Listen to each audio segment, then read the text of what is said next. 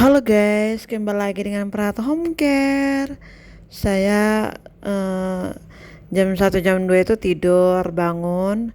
Saya lihat barang-barang yang blender-blender ini udah kering, saya ambil karena mau hujan guys. Tadi mau hujan cuman gak jadi guys. Ya begitulah.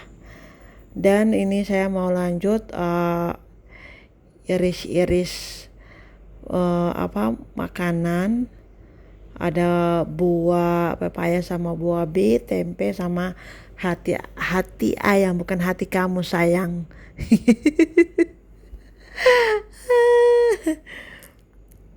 Dan lanjut saya akan iris-iris karena saya baru bangun tidur juga guys. Karena kalau kita mau saya punya jam istirahat itu cuman jam 2 jam 3 guys, jadi kesempatan untuk tidur. Dan bangun-bangun saya ambil blender itu buat kasih masuk guys. Potong ini tempe.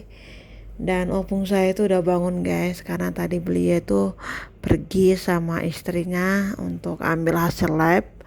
Beliau itu gak tidur, gak tahu kenapa gak tidur. Biasa jam 2 jam 3 itu tidur. Nanti jam 3 bangun nonton sampai jam 8 baru pergi kamar untuk tidur guys. Dan ini sudah selesai potong-potong. Saya mau lanjut kasih susu jam 3 buat opung saya guys. Karena memang jam makan itu jam 10, setengah 1, jam 3. Yang saya bilang kan dua jam sekali opung itu makan guys. Ya nama juga orang pakai selang seperti begitu kan, harus banyak asupan nutrisi masuk biar badannya kuat, punya tenaga untuk bisa gerak sana gerak sini. Dan ini saya sudah selesai. Saya mau antar ke ruang tamu dan opung lihat lagi nonton guys. Beliau itu memang seperti begini guys, karena masih aktif, jadi saya tidak terlalu pantau 24 jam guys. Kalau dulu kan saya pernah jaga orang stroke gitu 24 jam kita harus jagain. Ya nama juga kita jaga pasien, jaga jiwanya orang, jaga nyawanya orang itu tidak gampang guys. Kalau terjadi apa-apa kan kita kena. Jadi Prata Home Care itu ya sekilas merawat aja. Selebihnya itu ya bukan.